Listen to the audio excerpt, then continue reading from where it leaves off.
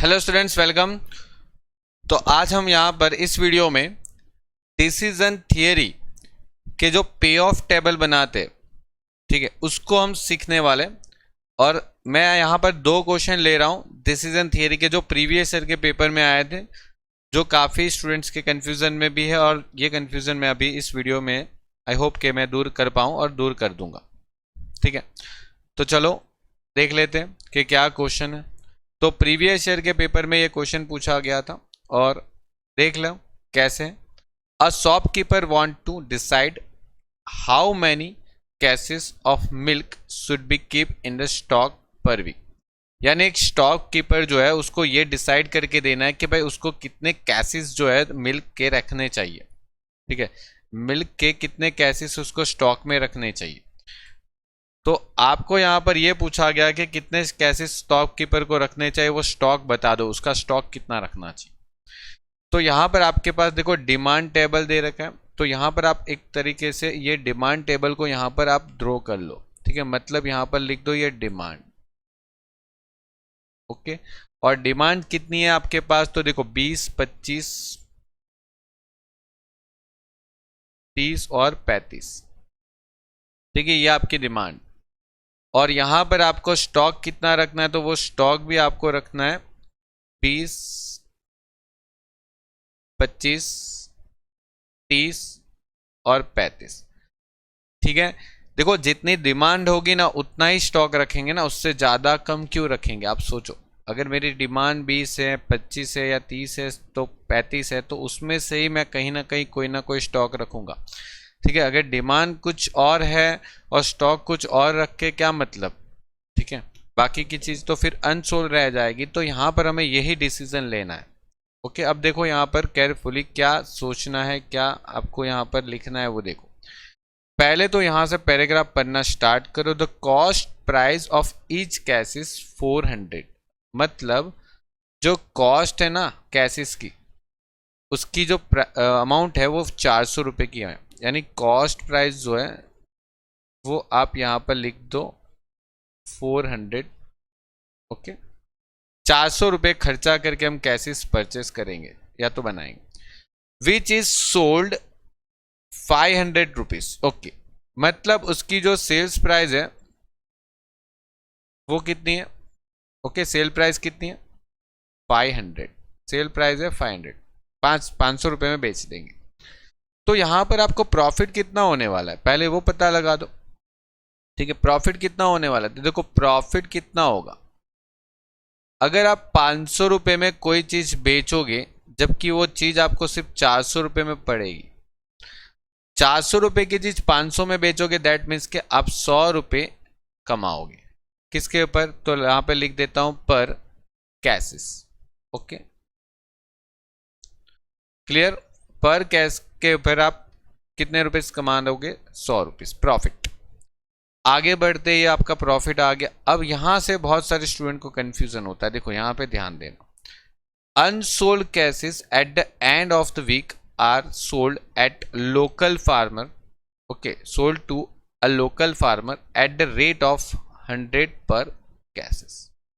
मतलब अगर पूरे दिन के दौरान अगर कोई अनसोल्ड रह गया, मतलब unsold cases sold to local farmer. Okay, local farmer.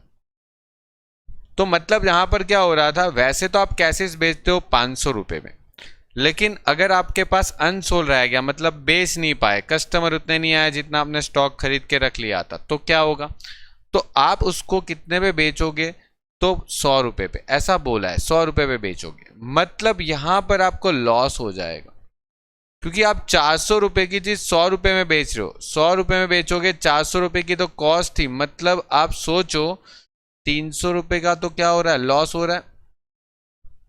ठीक है, मतलब अगर आपने ज्यादा स्टॉक रख लिया आपकी दुकान पे, ठीक है, समझो आपने अपनी दुकान पे एक कैसेस मंगवाया 400 रुपये का, लेकिन वो बेचने के लिए आपके पास कस्टमर कोई आया ही नहीं, तो फिर दिन खत्म हो गया और दिन के एंड में एक लोकल फार्मर है जिसको 400 रुपये की चीज़ 100 रुपये में बेच देनी पड़ी सस्ते में, तो यहाँ पर उसको 300 रुपये का पर कैसेस क्या हो रहा है, नुकसान हो रहा है पर कैसेस। कब होगा ये नुकसान, अगर वो अनसोल्ड रहता है तो ही होगा, ऐसा नहीं है कि होता ही रहेगा, अनसोल्ड रहेगा तब, अगर बेच पाता है तो ठीक है।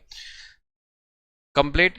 अब यहां पर ध्यान देना, थोड़ा और आगे बढ़ेंगे तो अब देखो ये वाली लाइन थोड़ा ध्यान से पढ़ना, क्योंकि यहां पर बहुत लोगों को कंफ्यूजन भी होता है।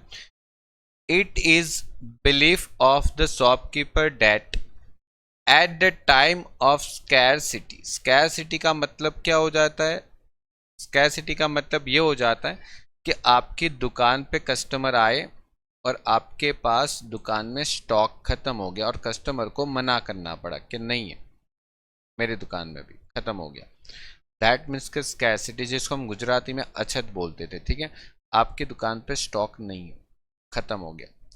उसके कारण दुकानदार का मानना ये है, उसका बिलीफ ये है कि जो पहले लॉस प्रॉफिट करते थे ना, कितने का, ये जो पहले प्रॉफिट करते थे ना 100 रुपये का, पहले अगर कस्टमर को बेच पाते तो अगर 100 रुपये का प्रॉफिट करते थे, उसके जगह पर स्कैरसिटी के कारण,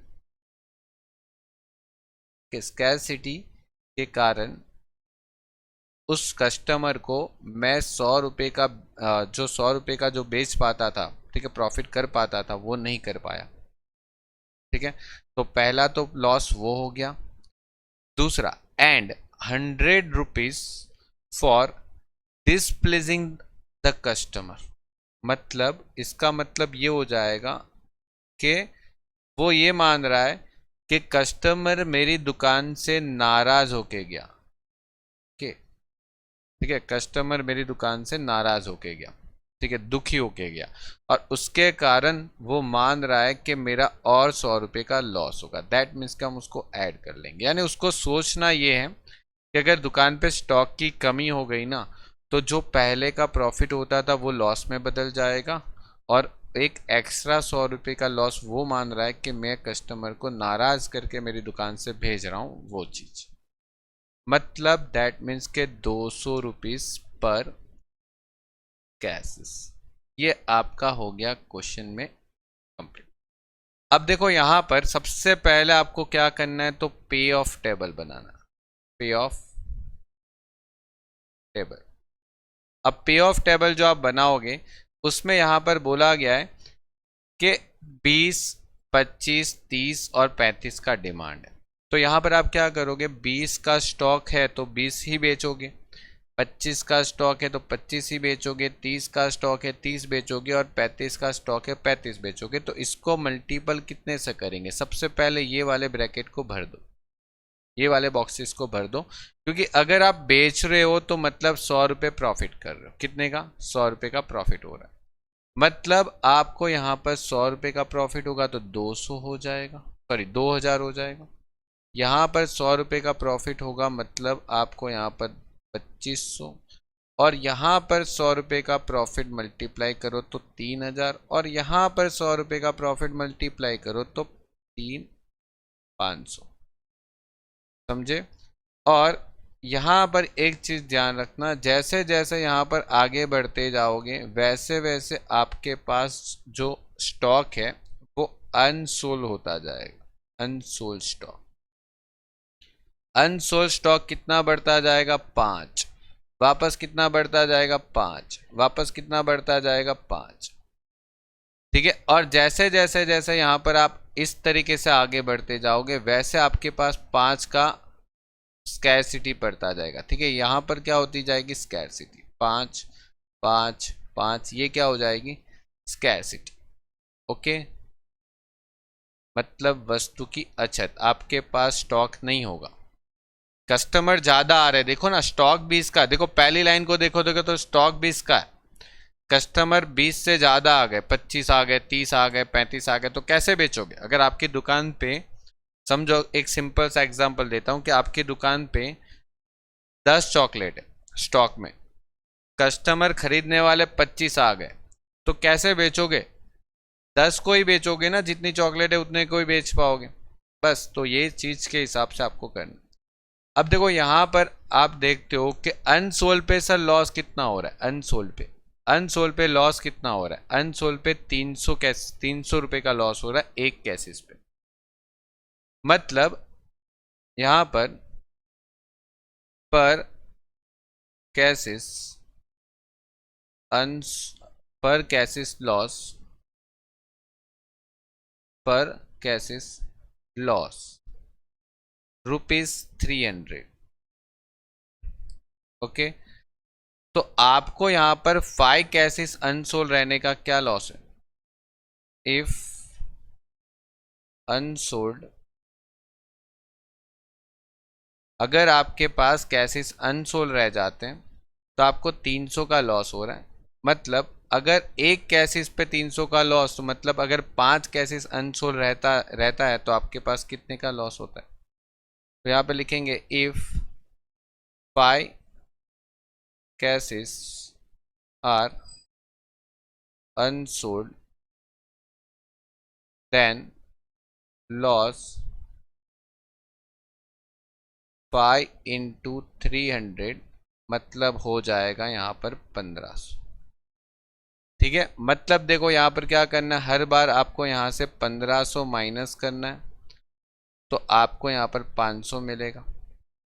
ठीक है, वापस 1500 माइनस करना है तो आपको फिर से यहाँ पर क्या मिलेगा, देखो 500 में से 1500 माइनस करोगे तो क्या हो जाएगा, -1000। वापस 1500 माइनस करोगे यहाँ पर तो क्या हो जाएगा, यहाँ पर आपको 2500 माइनस में चला जाएगा। समझ रहे हो? मतलब आपको हर बार 1500 1500 1500 ऊपर वाली जो अमाउंट लिखी है उसमें से माइनस करते आना। अब देखो यहाँ पर आपकी अमाउंट 2500 है तो 2500 में से 1500 का नुकसान अगर होगा वो माइनस करोगे तो कितना हो जाएगा, 1000 हो जाएगा। यहाँ पर फिर से 1500 माइनस करो तो 500 का नुकसान। यहाँ पर 1500 माइनस करो 3000 में से तो कितने का नुकसान हो गया, 1500 का नुकसान। मतलब आपको प्रॉफिट कितना मिलेगा, 1500। ठीक है, तो देखो इस तरीके से पहले ये काम कर ले। ठीक है, अब मैं स्कैरसिटी का लिखता हूं। ठीक है, इफ स्कैरसिटी, इफ स्कैरसिटी पर कैसेस लॉस कितना था, अगर स्कैरसिटी होता है तो पर कैसेस लॉस कितना है, 200 है। ठीक है, लॉस कितना है, 200 है। मतलब यहां पर 200 का लॉस है तो यहां पर लिख देंगे if 5 cases are unsold then loss कितना होगा। तो देखो 5 cases और एक cases पे लॉस 200। ठीक है, 5 क्या कहाँ से आया, तो देखो यहाँ से आ गया। देखो 5 cases हर बार आपके बढ़ते जाएंगे और वो स्कैरसिटी होती जाएगी। ठीक है, आपके दुकान पे स्टॉक नहीं होगा, कस्टमर ज़्यादा आ रहे हैं, मतलब यहाँ पर कितना हो जाएगा, 1000। हर बार 1000 का नुकसान होगा, हर बार 1000 रुपये का नुकसान होगा, लॉस हो रहा है। ओके, और यहाँ पर लॉस हो रहा था 1500 का। तो अभी आप क्या करोगे, यहाँ पर क्या करोगे, पूरी लाइन में हर बार आप 1000 माइनस करते जाओ, हर बार 1000 माइनस करते जाओ। मतलब कि देखो 2000 में से 1000 जाए तो 1000, फिर 1000 में से वापस 1000 गया तो 0, वापस 1000 गया तो -1000। ठीक है, 2500 में से 1000 माइनस करो, देखो ये वाली लाइन पे, तो 2500 में से 1000 माइनस करो तो बाजू में क्या रकम आएगी, 1500, और वापस 1000 माइनस करो, क्या आंसर आना है, 500। यहाँ पर अगर माइनस करोगे 1000 तो क्या आंसर आना है, 2000। ठीक है, तो देखो इस तरीके से आपको ये जो पे ऑफ टेबल है वो बनाना है। मैंने आराम से बताया, एक बार नहीं समझ में आया तो फिर से देखो। ठीक है, तो समझ में आ ही जाएगा क्योंकि इसको बनाना ज़रूरी है। एक क्वेश्चन तो डेफिनेटली पे ऑफ टेबल पे पूछेंगे ही पूछेंगे। तो ये आपका पे ऑफ टेबल आ गया, और यहाँ पर पे ऑफ टेबल आने के बाद आपको क्या करना है, construct the pay of table. Okay, कर लिया आपने। फिर यहाँ पर बोला ऑप्टिमल एक्ट पता लगाओ ईएमवी के रूल्स के हिसाब से। ठीक है, पता लगा लेंगे। और ऑल्सो फाइंड आउट ईवीपीआई। तो देखो क्वेश्चन के अंदर प्रोबेबिलिटी भी दे रखी है आपके पास 0.1, 0.3, 0.4 और 0.2, मतलब यहाँ पर, तो यहाँ पर आप प्रोबेबिलिटी लिख दो। कितनी प्रोबेबिलिटी थी? 0.1, ओके, फिर 0.3, 0.4, 0.20, 0.3, 0.4 और 0.20, ओके, या मतलब 2 हो गया। इसके बाद अभी आप क्या करोगे? तो इसके बाद अभी आप ईएमवी निकाल लो, ठीक है, ईएमवी, ठीक है, 20 के स्टॉक का निकाल के बाद यहाँ पर ईएमवी 25 के स्टॉक का निकाल लो, ईएमवी 30 के स्टॉक का निकाल लो और ईएमवी 35 के स्टॉक का निकाल लो, ठीक है।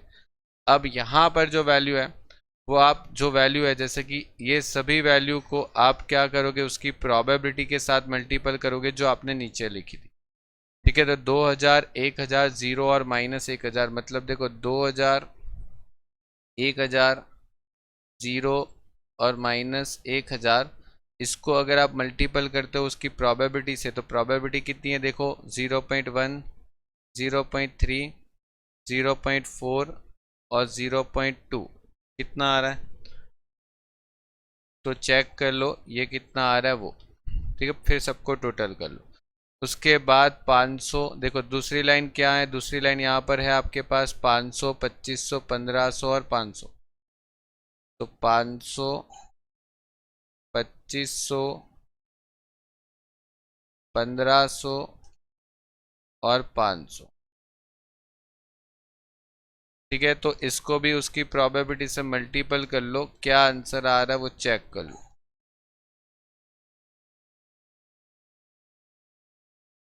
ओके, क्या आंसर आ रहा है यहाँ पर? पहले में 300 आंसर आ रहा था पहले में, दूसरे में क्या आंसर आ रहा है वो चेक कर लो, ठीक है। फिर तीसरे में आप इसको अपनी प्रोबेबिलिटी से मल्टीपल कर लो, अपने यहाँ पर -1000 into 0.1 plus 1000 into 0.3 plus 3000 into 0.4 plus 2000 into 0.2, और यहाँ पर 2500 में से 0.1, 500 लॉस हो रहा था इंटू 0.3, यहाँ पर भी लॉस हो रहा था, ठीक है।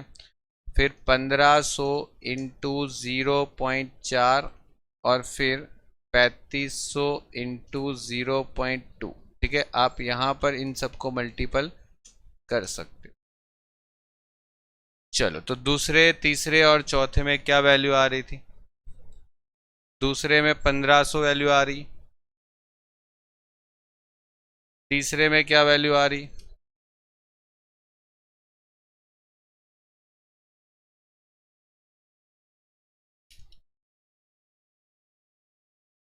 1800 वैल्यू आ रही है, और उसके बाद लास्ट वाले में क्या वैल्यू आ रही है?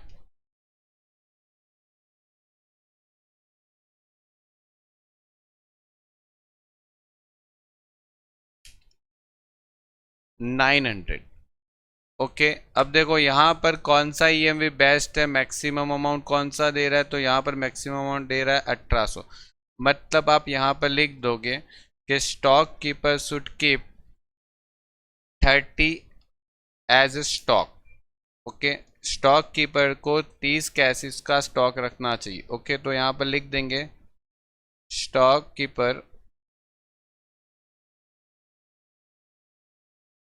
Should keep 30 cases in stock, okay. उसको 30 कैसेस का स्टॉक रखना चाहिए। उसके बाद आपको क्वेश्चन में क्या फाइंड करना है वो देखो। तो उसके बाद आपको क्वेश्चन के अंदर फाइंड आउट करना है ईवीपीआई। अब देखो ईवीपीआई कैसे फाइंड करते, तो ईवीपीआई फाइंड करने के लिए सबसे पहले आपको क्या करना है? ईपीपीआई फाइंड करना पड़ेगा, मतलब फाइंड ईपीपीआई। और ईपीपीआई फाइंड करना है मतलब यहाँ पर आप क्या करोगे? सबसे पहले संभावना यानी कि प्रोबेबिलिटी लिख दोगे, आपकी प्रोबेबिलिटी लिख दोगे, और यहाँ पर मैक्सिमम पे लिखोगे, जिसको हम एक्सआई बोलते हैं। मतलब देखो आपके पास प्रोबेबिलिटी कितनी है सबसे ज़्यादा, 0.1, 0.3, 0.4 और 0.2। ओके, तो देखो यहाँ पर प्रोबेबिलिटी लिख दो 0.1, 0.3, 0.4 और 0.2। ठीक है, अब आप ये देखो कि प्रोबेबिलिटी वाइज सबसे ज़्यादा अमाउंट कहाँ पर आ रही, देखो प्रोबेबिलिटी वाइज सबसे ज़्यादा अमाउंट यहाँ पर आ रही है 2000, यहाँ पर आ रही है 2500, यहाँ पर आ रही है 3000 और यहाँ पर आ रही है 3500। ठीक है, तो ये प्रोबेबिलिटी वाइज सबसे ज़्यादा अमाउंट जो है वो आपको यहाँ पर आ रही है। ठीक है, 2000। ठीक है, पहले में 2000 आ जाएगा, फिर उसके बाद आपका 2500 आ रहा था। ठीक है, फिर उसके बाद 3000 और फिर उसके बाद 3500। ठीक है, तो यहाँ पर 2500, फिर यहाँ पर 3000 और यहाँ पर 3500। ओके, अब आप x इंटू पी एक्स कर दो, यहाँ पर x इंटू पी एक्स करने से आपको यहाँ पर 200 मिलेगा। ठीक है, यहाँ पर 2500 को 0.3 से मल्टीपल करोगे तो कितना मिलता है वो चेक कर लो। तो यहाँ पर आपका आंसर आने वाला है 750। फिर 3000 इंटू 0.4 मतलब कि 1200 और 3500.2 मतलब कि 700। सबको टोटल करो, 200, 750, 1200 और 700 मतलब 2850 आपका आंसर है। ये जो आपका आंसर आया वो EPPI का आया और EVPI निकालना, मतलब आप EPPI माइनस EMV मैक्सिमम करोगे। मतलब देखो 2850 में से आपका मैक्सिमम EMV कितना आया था, तो देखो मैक्सिमम EMV आया था आपका 1800। ओके, आपका मैक्सिमम EMV आया था 1800, मतलब यहाँ पर आप 1800 माइनस कर दो, तो 1800 माइनस करने से आपको EVPI मिल जाएगा 1050। ओके, तो ये आपका हो गया काम कंप्लीट यहाँ पर। Okay, complete. तो देखो ये क्वेश्चन आपका फिनिश हो गया। तो बार बार इस टाइप के क्वेश्चन पूछे भी गए। ठीक है, तो इसको कंप्लीट करके जाओ अच्छे से। चलिए।